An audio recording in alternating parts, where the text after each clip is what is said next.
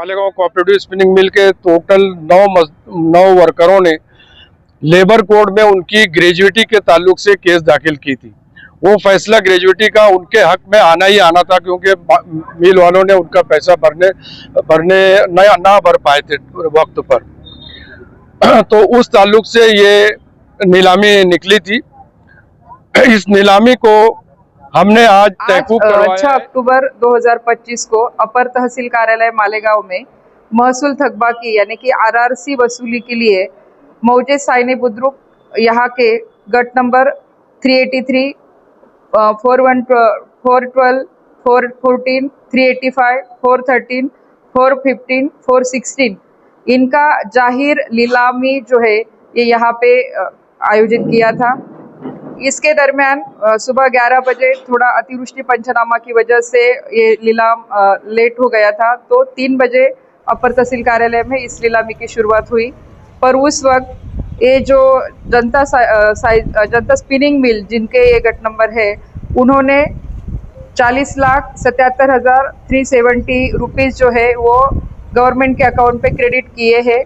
उनका हमने ये आरटीजीएस का वो रिसीट भी निकाला है, कंफर्म किया है कि वो हमारे अकाउंट पे गया है या नहीं।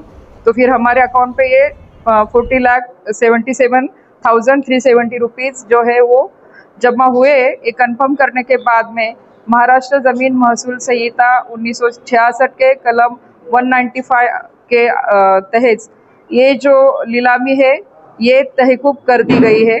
भविष्य में अगर किसी मजदूर की ग्रेचुइटी हो या इसी के बारे में कुछ और आरआरसी हो या कुछ अदर वसूली इन लोगों से करवानी हो, तो आगे जाके वो डॉक्यूमेंट देख के अगर फिर से नया कोई रेवेन्यू रिकवरी सर्टिफिकेट यहाँ पे आता है तो यही प्रोसीजर फॉलो की जाएगी और वो वसूली करने की हमने तैयारी की है।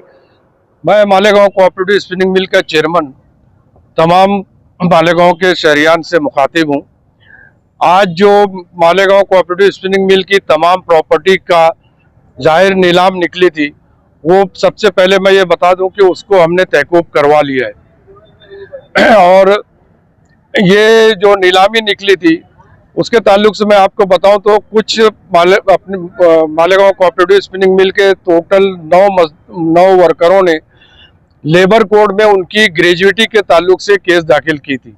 वो फैसला ग्रेजुएटी का उनके हक में आना ही आना था, क्योंकि मिल वालों ने उनका पैसा भरने ना भर पाए थे वक्त पर। तो उस ताल्लुक से ये नीलामी निकली थी। इस नीलामी को हमने आज तहकूब करवाया है।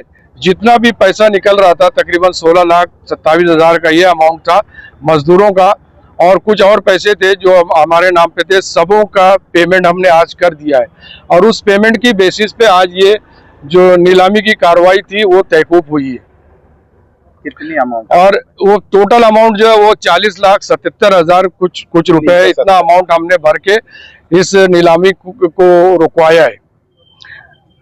और जिन वजहों से नीलामी निकली थी, अब उन वजहों पर दोबारा कोई कार्रवाई नहीं होगी, ऐसा तहसीलदार साहिबा ने डिक्लेयर किया है। और इस नीलामी को रोकवाने के लिए या तहकूब करवाने के लिए ये बताना ज़रूरी है कि हमारी सबसे ज़्यादा मदद की है हमारे धुलिया कॉन्स्टिट्यूंसी की जो खासदार हैं शोभाताई बच्चाओ साहिबा, उन्होंने हमारी बहुत मदद की।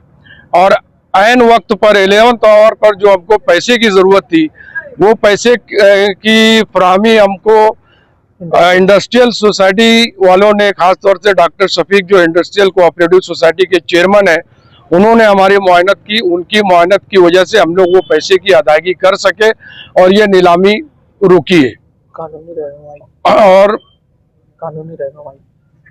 कानूनी रहनुमाई हमारे इस ताल्लुक से भी, और शुरू से ही मैं एक नाम खास तौर से बताना चाहता हूँ, मेरे दोस्त भी हैं एडवोकेट जलील अहमद। जब से मैं मिल में हूँ, तमाम मिल के काम, कोर्ट के जो लीगल काम है और भी जो काम है, उनमें ये हमेशा मेरे शाना बशाना रहकर मेरी मदद की है।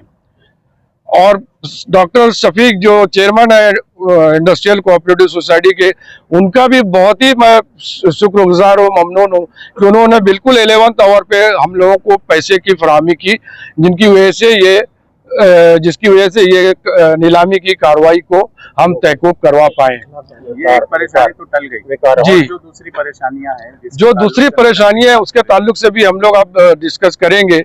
और एक बात मैं ये भी बता दूं कि मिल तकरीबन 5 साल से बंद है, उसमें आग लग जाने की वजह से बंद है, कोई भी सोर्सेज हमारे पास नहीं है। हम लोग मिल का चेयरमैन, वाइस चेयरमैन, डायरेक्टर वगैरह अपनी पॉकेट से पैसा खर्च करके आज 5 साल से मिल चला रहे हैं। आगे अगर कुछ बात आई तो इंशाअल्लाह शहर के लोग हमारे साथ खड़े होंगे और उस मसले को भी हम किसी न किसी तरह से हल करेंगे। तमाम बोर्ड, शेयर होल्डर्स, बाकी जो भी सरकर्दा लोग हैं मालेगांव में जो पावर लूम इंडस्ट्री से रिलेटेड है, सबों का मैं शुक्रिया अदा करता हूं और पूरी उम्मीद भी करता हूं कि ये लोग आगे भी ये मिल के खराब हालात को देखते हुए आकर मिल की मदद करेंगे। मिल दोबारा चालू हो जाए।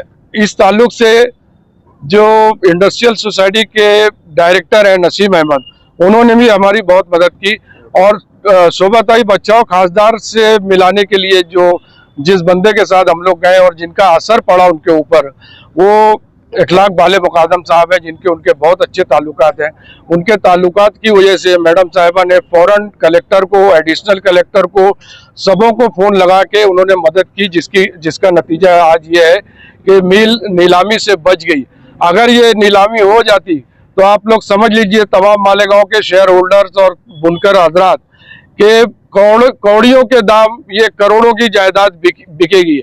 आज मालेगांव का असेट तकरीबन 100 करोड़ से ज्यादा का है और आज नीलामी होती तो ज्यादा से ज्यादा 10-12 करोड़ में बिक जाती थी। इसकी वजह से हम लोग सब दिन रात मेहनत करके तकरीबन 15 दिन से मेहनत करके ये नीलामी की कार्रवाई को हमने रुकवाया। नीलामी का जो पैसा आपने भरा है, क्या आपने कर्ज लिया है क्या? हम लोगों ने मदद ली और हमारी मदद के लिए इंडस्ट्रियल सोसाइटी जो कि पावर लूम मजदूरों की ही सोसाइटी है, वो मिल की एक सिस्टर कंसर्न है, उनकी मदद हमने ली है। और आगे चल के तमाम लोगों को, शेयर होल्डरों को और सरकर्दा बुनकरों को हम अप्रोच करेंगे और जब भी कोई प्रॉब्लम आएगा तो उनसे मदद की अपील करेंगे।